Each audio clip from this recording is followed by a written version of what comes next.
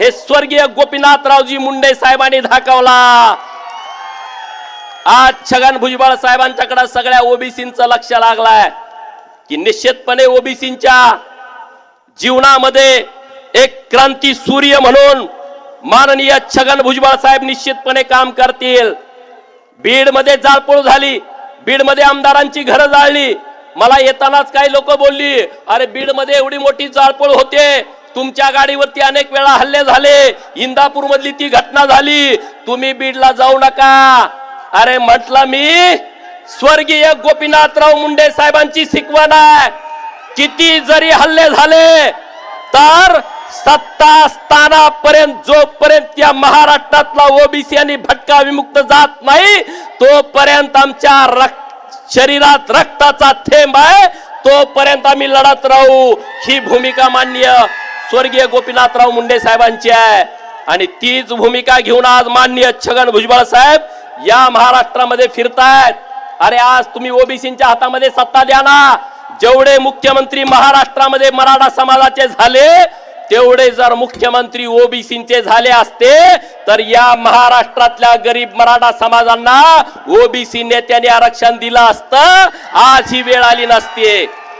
असती का ही वेळ आली? अरे एवढे वेळे तुम्ही मुख्यमंत्री झाला, मराठा समाजाला काही दिलं नाही।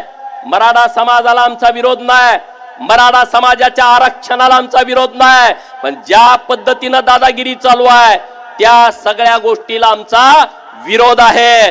आणि म्हणून ओबीसीच्या आरक्षणाला अजिबात धक्का लागता कामा नये, ही तर भूमिका आमची आहे। पण चुकीच्या पद्धतीनं तुम्ही जे दाखले देताय, चुकीच्या पद्धतीनं भुजबळ साहेबांनी सगळे पुरावे तुम्हाला दिले की कशा पद्धतीनं तुम्ही ओबीसीचे दाखले देताय, कुणबीचे दाखले देताय। आणि म्हणून माझी मागणी आहे की ज्या शिंदे समितीच्या माध्यमातून या महाराष्ट्रामध्ये कुणबी दाखल्यांचं वाटप सुरू आहे ती शिंदे समिती तात्काळ बरखास्त केली पाहिजे। शिंदे समितीनं जेवढे दाखले दिलेले आहेत त्या दाखल्यांचं पब्लिक ऑडिट झालं पाहिजे, त्याच्यावरती आक्षेप घेण्याचा अधिकार या महाराष्ट्रातल्या सगळ्या जनतेला असला पाहिजे।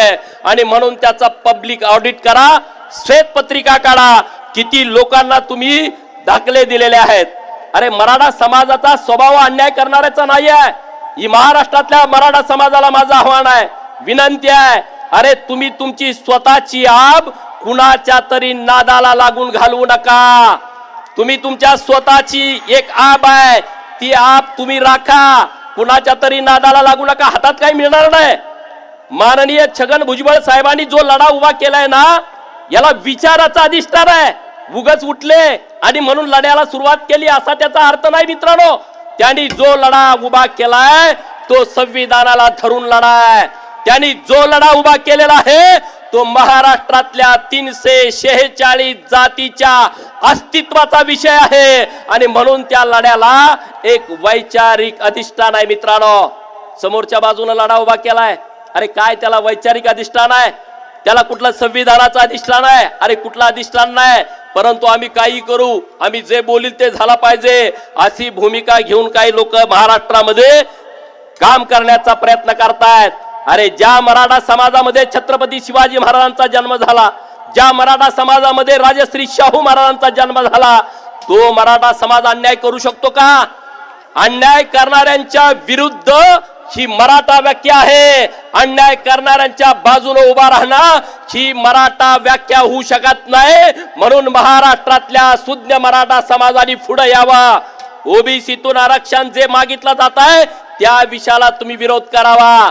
तुम्ही जर विरोध नाही केला तर तुम्हाला येत्या काही काळामध्ये तुमचा किती मोठं नुकसान या चळवळीमुळे होणार आहे हे तुम्हाला येणारा काळ हे तुम्हाला उत्तर देईल का नाही देईल? अरे आमची लोक बोलत नसतील पण जेव्हा ती कृती करतील तेव्हा ती जोरात तुम्हाला त्याचं उत्तर दिल्याशिवाय राहणार नाहीत। मित्रांनो, डॉक्टर बाबासाहेब आंबेडकर साहेबांनी आम्हाला सगळ्यांना शिकवण दिली, शिक्षणाच्या बाबतीमध्ये आम्हाला सगळ्याला जागृत केला की तुम्ही शिका, संघटित व्हा आणि संघर्ष करा। मित्रांनो, आमची पोरं शिकायला लागली, वाघिणीचं दूध पेली आणि आज या महाराष्ट्रामध्ये मोठ्या प्रमाणामध्ये संघटित व्हायला लागली। पहिल्यांदा विठ्ठल रामजी शिंदे यांनी बुद्धांनी दिलेला बहुजन शब्द हा मेन स्ट्रीम मध्ये आणला। मित्रांनो, बहुजन शब्द हा फार मोठा आहे. बहुजन शब्द आपल्याला एकत्रित करू शकतो. आज आपल्या सगळ्या बहुजनांचा नेता माननीय छगन भुजबळ साहेब आहेत आणि म्हणून बहुजनांनी सगळ्या एकत्रित आलं पाहिजे. काशीराम नावाच्या एका नेतृत्वानं जुन्या बहुजन समाज पार्टी काढली.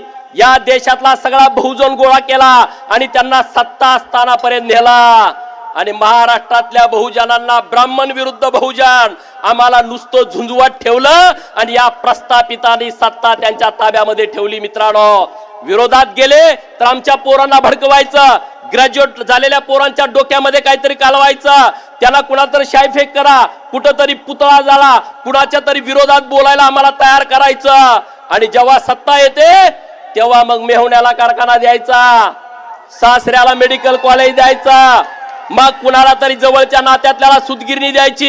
अरे किती रामोशाच्या पोरांना तुम्ही सुतगिरण्या दिल्या, किती घिसाड्याच्या पोरांना तुम्ही MIDC मध्ये जागा दिल्या, किती नंदीवाल्याच्या पोरांना तुम्ही चौकामध्ये दुकान दिलं, ग्रामपंचायतचा गाळा दिला. काय दिलं आम्हाला? तुम्ही आम्हाला काही दिलं नाही. तुम्ही सगळं या सत्तेमधलं सगळं तुम्ही हिसकावून घेतला. आणि म्हणून या बीडच्या सभेतनं सरकारकडे माझी मागणी आहे, सरकारकडे आमची विनंती आहे की ओबीसीच्या आरक्षणाला धक्का न लागता आम्ही आरक्षण देणार. अरे पण कधी? प्रत्येक जिल्ह्यात 60 जिल्हा परिषदच्या जागा असतात, प्रत्येक पंचायत समितीमध्ये 100 जिल्ह्यामध्ये 120 पंचायत समितीच्या जागा असतात. अरे 60